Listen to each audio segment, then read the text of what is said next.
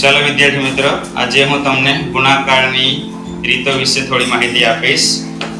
એટલે આપણા પાસે 5 રીત છે: traditional method, split method, crisscross method, Napier method અને લાઇન મેથડ. બરાબર? તો આ મેથડ કઈ છે એ સમજ. 23 ગુણ્યા 21 એનો આપણે ગુણાકાર કરવો હોય તો 23 ગુણ્યા 21 એને તમારે 3 એકા 3, 2 એકા 2, 2 તાલી 6 અને 2 દુ 4, 3 8 અને 4 એટલે 23 ગુણ્યા 21 નો ગુણાકાર કરશો તો 483 થશે. બીજી મેથડ છે સ્પ્લિટ મેથડ. બરાબર? તો 23 છે એટલે 20 + 3 લખી શકાય અને 20 + 1 21 લખી શકાય. આ 20 ગુણ્યા 20 કરશો એટલે કેટલા થશે? 400.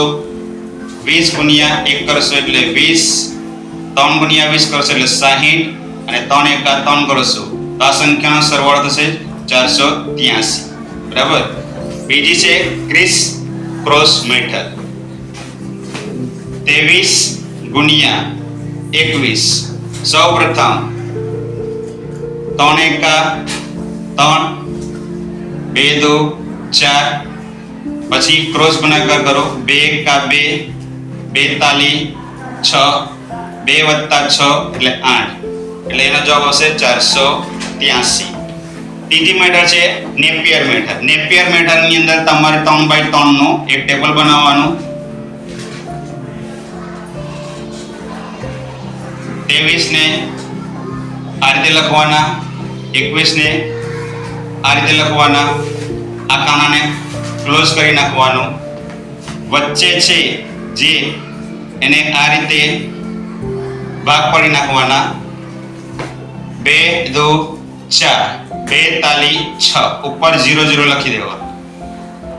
2 એકા 2, 3 એકા 3 એટલે 0 0 લખવાના.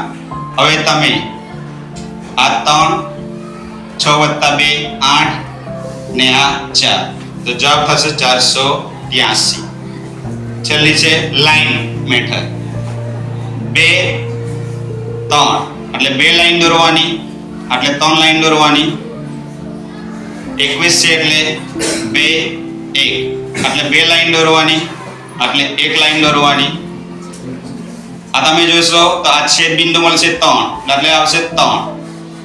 હવે આના છેદ બિંદુ લેવાના 1 2 3 4 5 6 7 ને 8 એટલે આવશે 8 ને આટલેના છેદ બિંદુ 1 2 3 4 એટલે 4 તો જવાબ આવશે 483.